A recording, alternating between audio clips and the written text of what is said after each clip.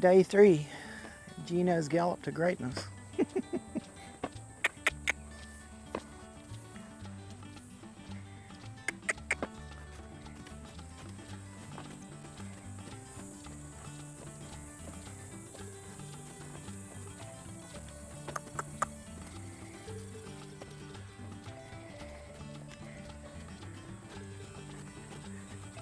Every day is always a little different. I thought we'd just catch him and chuck a saddle on today and then hunt him around. But a young lady just let a horse pass there and distracted him, and that was enough. So I had to do just a little run there, just to let him have a little look, a little saddle. I sort of mentioned the word yesterday, shortcut. They're really not shortcuts, I'm just kind of skimming some bits. You know, I am checking everything. And when things are done to my satisfaction, I will maybe skim over a little. And it's more in terms of being practical and thinking about overall time.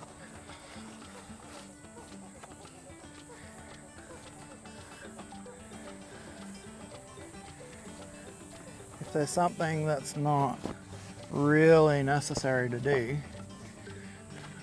I'm not always apt to look at. Go ahead and do it. So one of my great inspirations years ago was Ray Hunt. And I think, you know, such a great inspiration for so many horsemen of my era.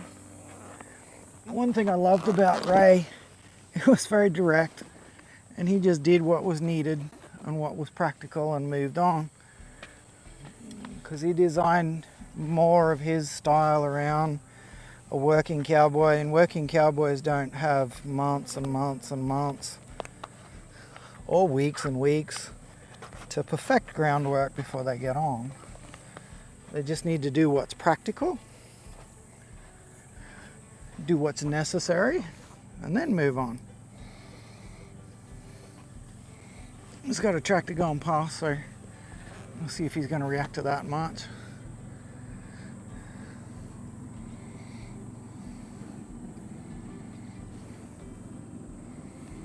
I don't know how many tractors little Gino's seen before. G'day, thank you so much for watching. If you could like, share, subscribe, turn on the notifications bell, that would be awesome. Thank you. Cheers.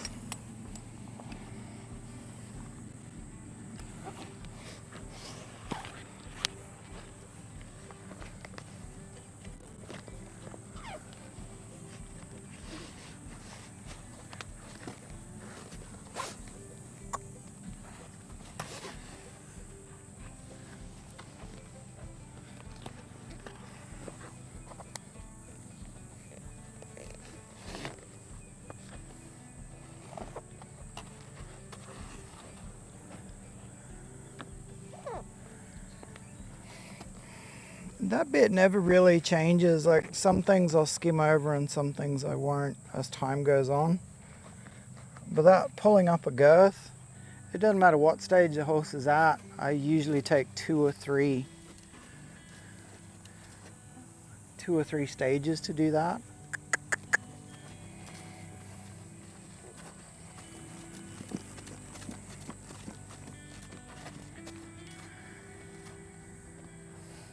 I like my girth pretty firm, especially on a horse at this stage of his training. But I sure don't want to grab it and go all the way straight away. But even an older horse who's quite used to the girth, I still wouldn't do that because that'd be pretty impolite of me.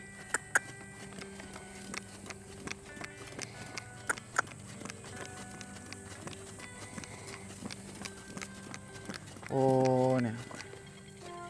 Good boy.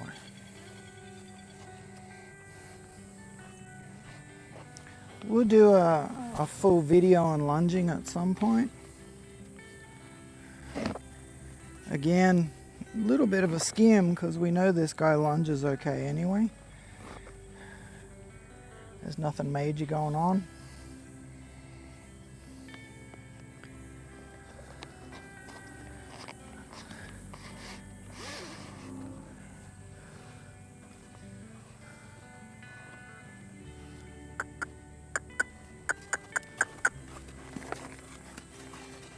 So I shouldn't have to move when I lunge, and I needed him to go away. If I'd have sent him away when I did and he'd have turned in a hurry, I would have been in the firing line of his hind quarter in case he had a little issue. We probably got through all of that on day one, but you never know when he might try to test the system later. Or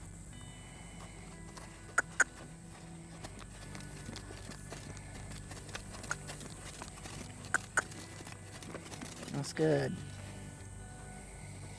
So yeah, this is day 3 and his second ride it will be.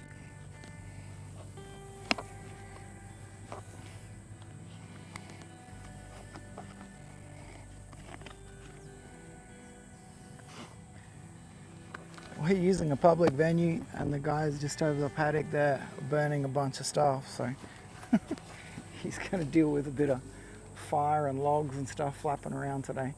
So that'll be interesting for him. But, you know, he's pretty cool. I don't think it's going to bother him too much.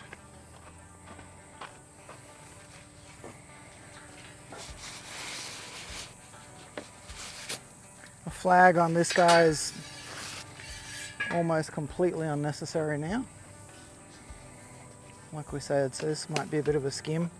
What is a little different, and it's, you know, worth going through, if I had a spooky horse that needed more work, the noise on the saddle can put a few off.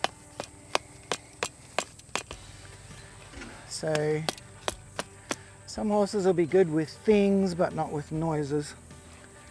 So it's one thing we didn't test him on.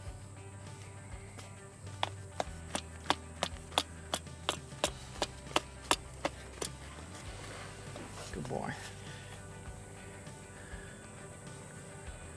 So the flappiness, obviously in the flag around him, he didn't bother, but we didn't slap it around. We did, obviously, you would have heard me at some point, I was doing that, and I got on top of him when I did that. I've had some horses, when you reached over here and moved that stirrup on the ground, they had a major problem with that. And I used to do a bit of a setup, and I'll just show you that setup.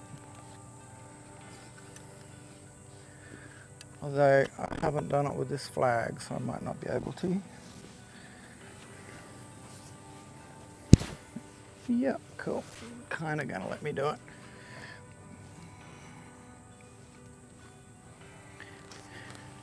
So I used to do this. So, you know, horse is caught between me and that flag and the stirrup. And some horses had a major problem with that. So it was a little exercise that I used to do, and I'm showing it to you because very few horses needed it. I could reach over there and flap the stirrup and they're like, yeah, okay, no worries. But if I reached over there and that was a major problem, me being on one side and this saddle being scary on the other, that was a deal that I actually invented for a horse, because I'd never seen anybody do it. But I had a horse who had a lot of problems with me on one side and something scary on the other. So it was something I did. You had to be very careful that he didn't jump on top of me. So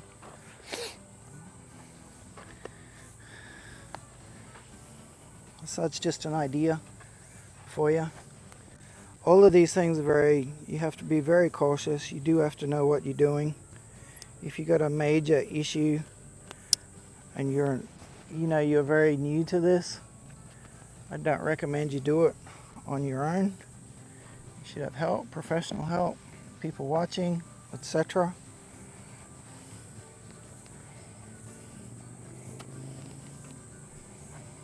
So I'm going to keep his head cocked towards me a little bit, so that if he were to jump around when I did that, I had that rope ready to pull and take it away.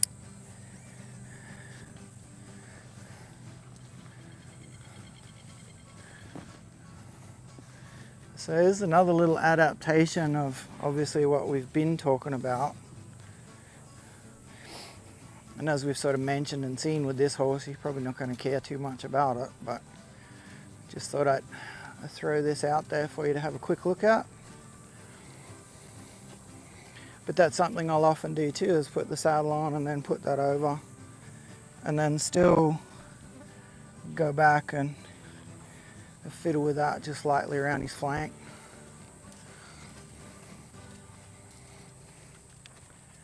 But as we said, not really shortcutting, but we can skim a little bit because, you know, it becomes unnecessary. And we're all busy, we're all on a time clock.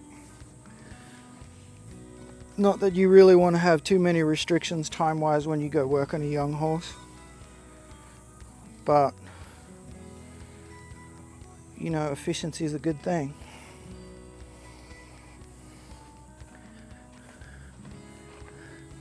And while I say efficiency is a good thing, sometimes taking the time, taking the extra time at the start will save you a long time in the long run. Like sometimes we're too busy to do it, or do it right, or do it extensively.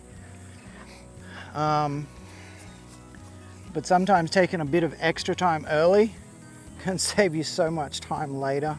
Not to mention how much better the horse will be for it. So he's pretty cool, but I'd still just like to see him run around on his own.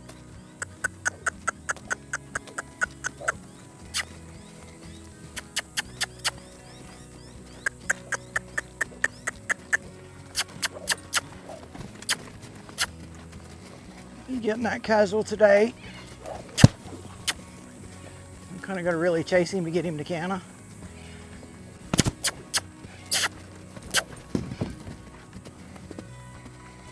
Boy. But what's really cool when you compare that to day one I asked him to go and he went, but he was a little aggro about it. Now he's like, well, not really questioning it, but not really wanting to. But there's no aggression about having to do it. He's still just going when I ask him.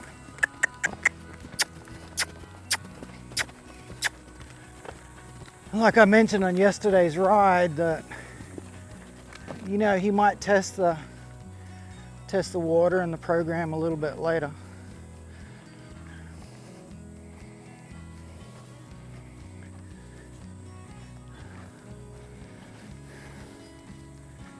All right, let's get rigged up to ride him.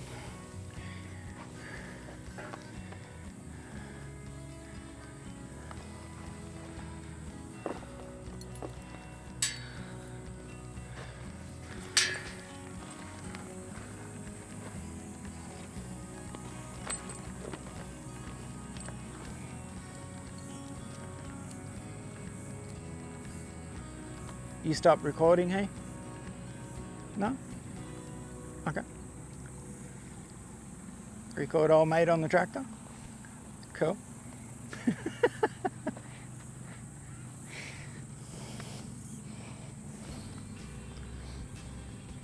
I know who Old Mate is, but I ain't gonna mention his name because we might end up using this video and I don't want his name. I don't want him to have to worry about his name being on it.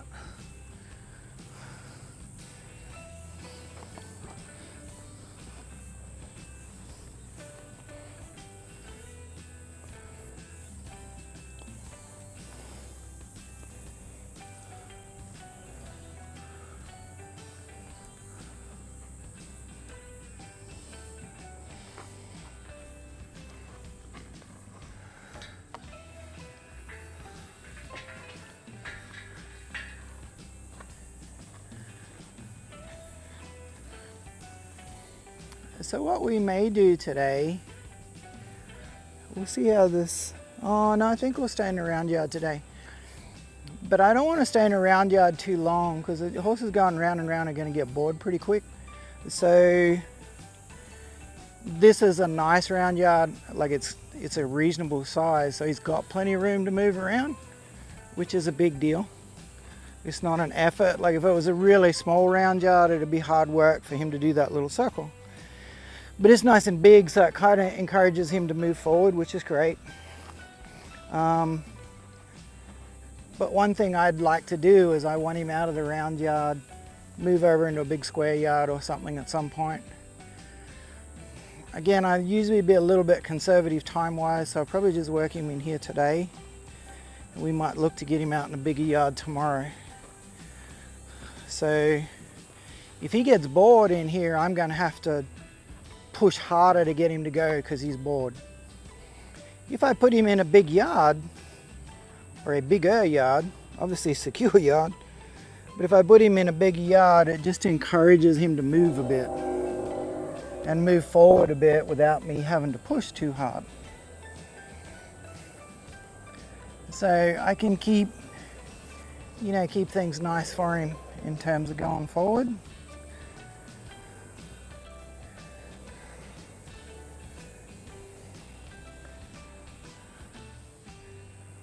We're still going to run through a few little pressures, so just move him around so you can see.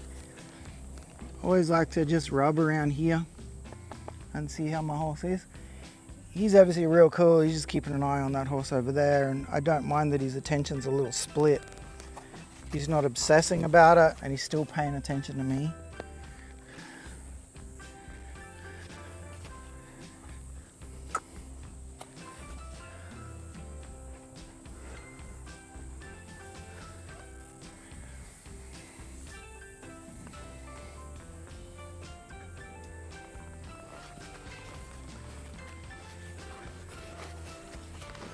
Yesterday we had a little trouble on the side with him. There we go. Flexing and moving his hip. That's good. Just want to make sure that's good. We're gonna, like yesterday we passengered a lot. Today we're gonna push him around a little bit more.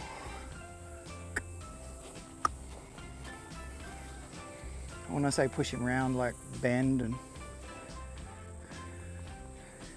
do a few of those exercises we've done on the ground on his back. Good boy. G'day, thank you so much for watching. If you could like, share, subscribe, turn on the notifications bell, that would be awesome. Thank you. Cheers.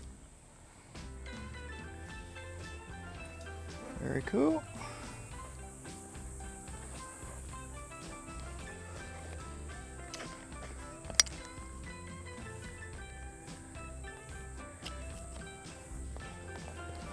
I'll throw out a quick opinion of mine on round yards too. A lot of people build a solid walled round yard so the horse can't look out and they're less distracted. I've had one of those, and I've had one like this where it's half open and half shut. So obviously their legs are protected if they're running around.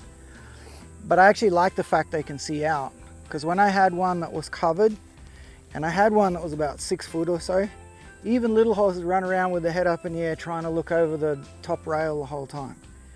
Here they can still see everything that's going on.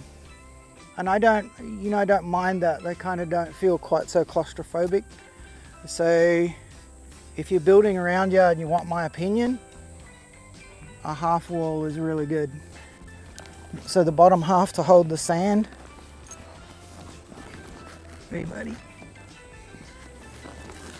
And obviously the top rails so they can see out. Because horses are so aware, if this was a solid wall and that little pony's running around, he'll know it's there and he'll want to look at it the whole time, but he can't see it.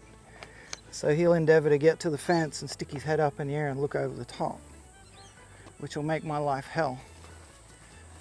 But just at the moment, he can see it, so he's kind of curious, but it's not bothering him too much. So what's the number one thing I forgot at this stage? Put my helmet on. I nearly went without it. I probably would have realized once I got on there.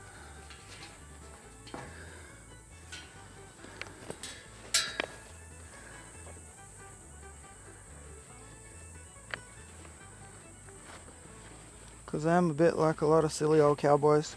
I don't wear a helmet much. I do wear it in a situation where that could be a little bit more risk factor than others. But I'm very used to wearing a cowboy hat to keep the sun off.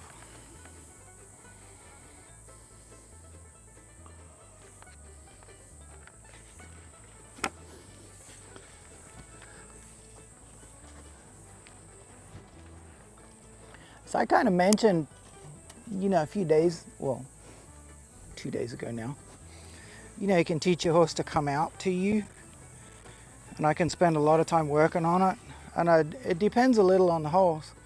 A horse like him, who I thought, is pretty cool, I don't have to obsess about that. He just did it then. Like, it is something that'll come. On the other hand, if I'd had a horse who was catch, or I thought mentally they just really were struggling with the whole having to deal with people thing, I would have spent more time doing it.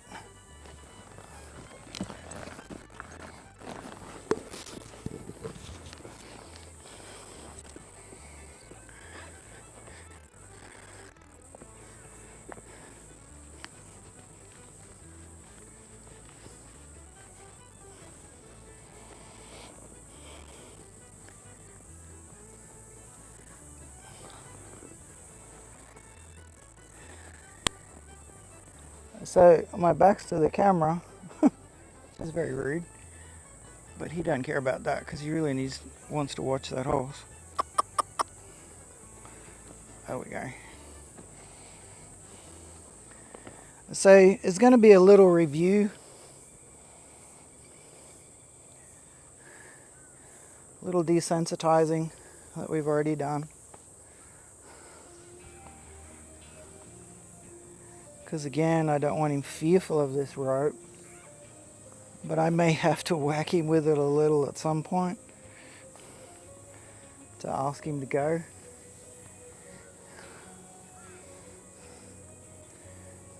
So I need him to know the rope is kind of responsive to what he's doing.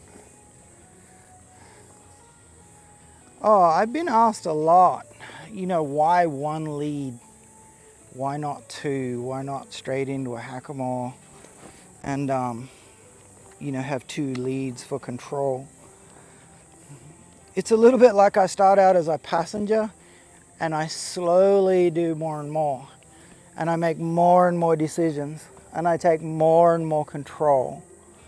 I'm not getting up here trying to dominate him on day one and say, you're going to go here and you're going to go there. And sometimes you got two reins. There's a little bit more of that happens. But the other part is he starts to get it in his head. If the reine's on the right side, we're going to go right. And it'll become more evident later when I start riding him out. It's going to be all to the right for a while or all to the left for a while.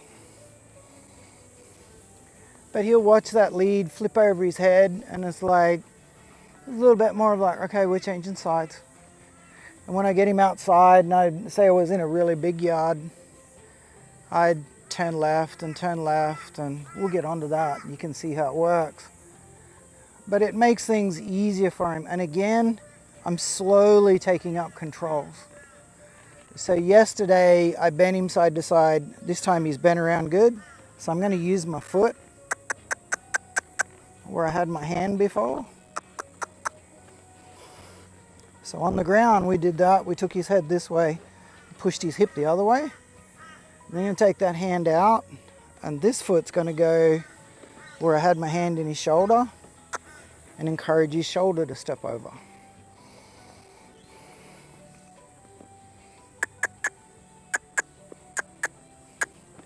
And it's a little bit like basic turning. If I turn him, he's got to yield his hindquarter and follow his nose.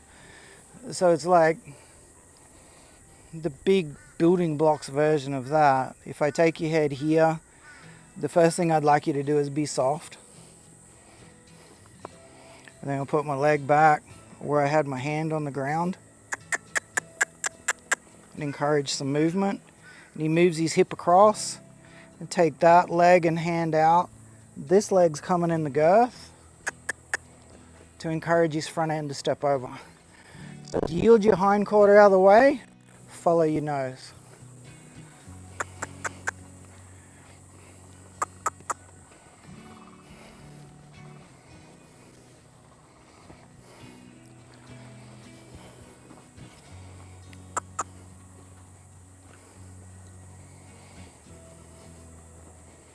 And if you ever intended to do this and hop on a young horse and ride him in a halter with one lead, I'd probably go practice it on an old horse and get good at flipping that lead, because the first few times you do it, you might end up, you know, banging him in the ears, getting hung up.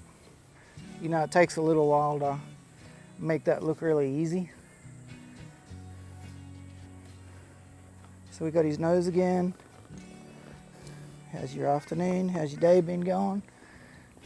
Okay, now move your hip.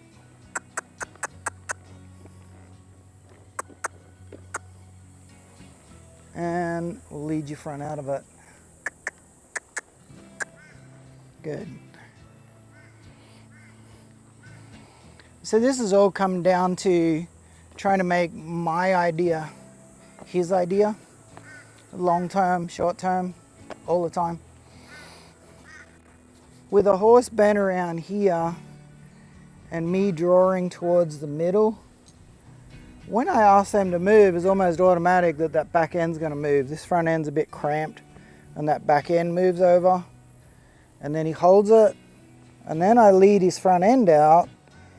It's kind of just a natural movement. Okay, I'm a little cramped, I got to move. His bum moves and he kind of loads his weight onto that, and then I give him that opening and he follows his nose. So I'm kind of using his natural responses.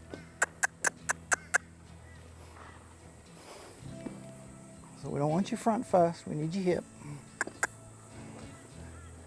So move your hip, follow your nose. And it's obviously not a turn on the forehand and a turn on the hindquarter, but you know, it's working up to that. But in the elements of basic steering,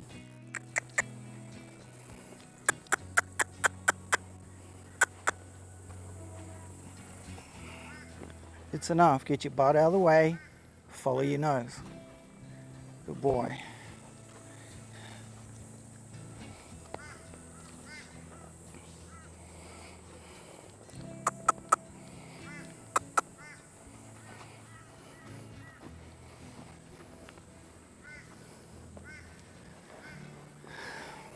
Okie doke. So we've done a bunch of moving around and flapping and everything. Like I said, probably needed a little bit more flighty horse to do a demo video on, because right now he's looking like an old pony who's done it 100 times before. But you could see on the first day when we were doing groundwork, a lot of it was foreign and a lot of it he wasn't necessarily happy with. So we've done a bit of sacking out, we've done some control work. Because he's so quiet, I'm going to go with, when he does his forward work, that's when the ride ends. So just bear with me for a second. If I had a horse who was really forward, I wouldn't have to ask him to go forward, that'd be happening. And while they were going forward, I'd be desensitizing and reassuring the whole time, and I'd end with slow work. A horse is a little bit more lazy and casual. Obviously the desensitizing comes easy. He doesn't want to go forward that much. So I end with fast work per se. So when you walk, trot and canter, you know, the trot and canter, the go forward bit is what comes last. So trying to encourage that lazy horse to go, well, if I do that bit, that's the end of the ride. So like we did yesterday, I'm not going to go straight to bumping him. I clocked and this lead rope's just flopping on my leg, making a noise. And us beating ourselves up must bother them a bit. Because there's plenty of times I flap my leg and horses are like, oh, that's weird. And that's enough to make them go. But that's still better. Like, I'm going to avoid hitting him on the butt if I have to. If I can, sorry. I'll avoid hitting him on the butt if I can, but if I need to, you know, well, obviously I'm gonna have to do it.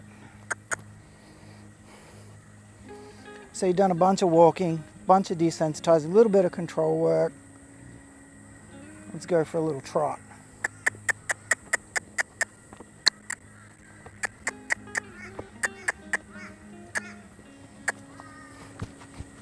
This is really cool. There's one tap, and I basically let it fall onto his rump. There's no real force in it. It just kind of fell on his rump. And that was enough to make him go.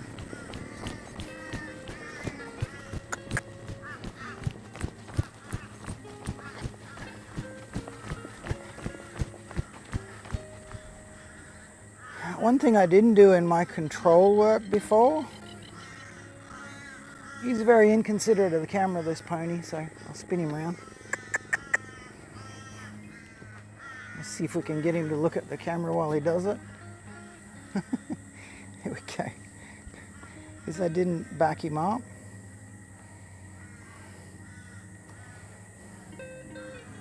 And it kind of seems a little silly to be roping him under there and backing him up, but I'm still working on getting him to yield his feet backwards. So I put my seat where I back up, I put my legs where I back up, and I'm just pulling. So he's still learning about a seat position, as in this seat position means go back.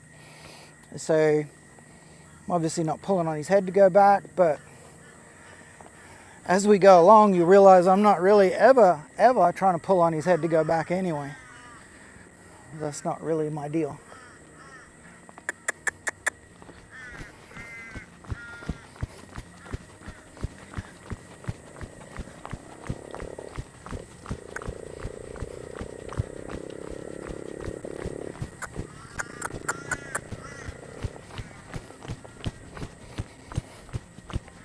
So super cool about that. Let's see how the canter goes.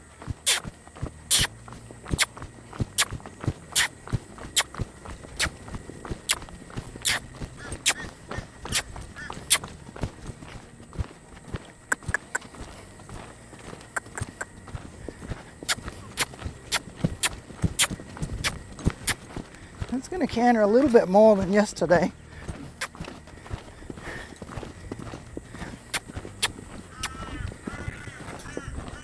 Good boy. Good boy means stop, right? Which it means to so many horses. It's like, oh, people are usually happy with me when they say good boy. I did quit riding and did quit pushing, and the moment I did, he kind of stopped, jogged off on his own. I'm not going to kill that desire at the moment, because he could get lazy and he could get bored, so if he offers to go a little, I'll go with that.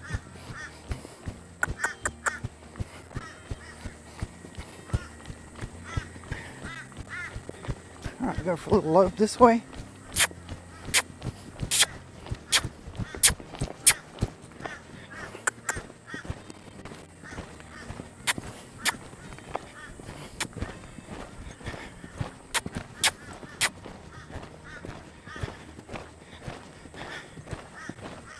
Oh, no. Oh, no.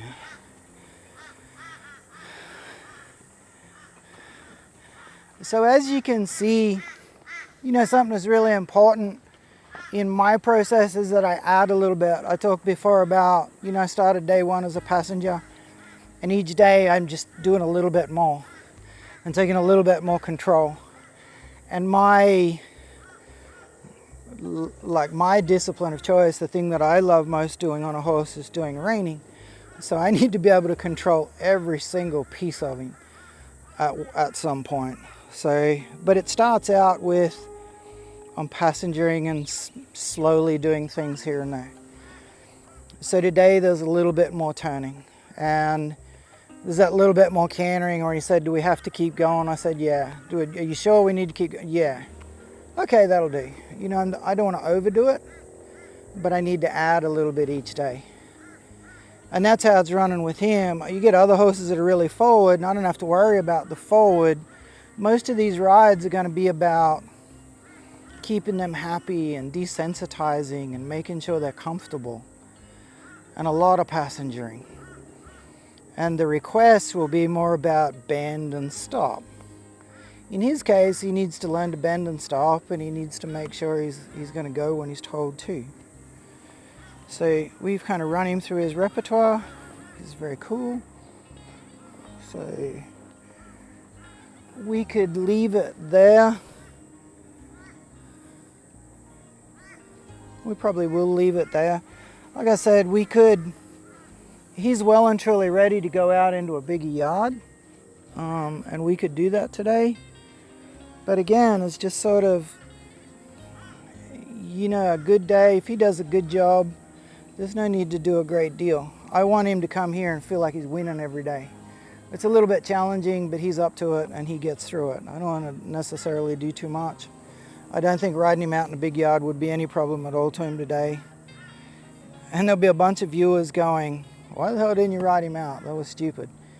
And then there'll be a bunch of others like, oh, he did so well. Why didn't you put him away earlier? You know, everyone's got an opinion. I'm just putting all of this out here for you to have a look at. You might learn some things. You might take some things away. You might throw some things away that you don't like.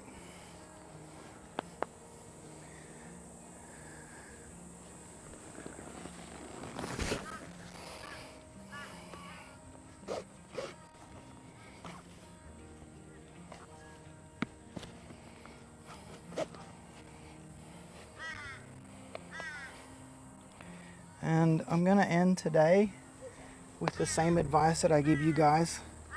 Don't forget to go out and rub your horse. Don't pat him. Rub him. Rub him here.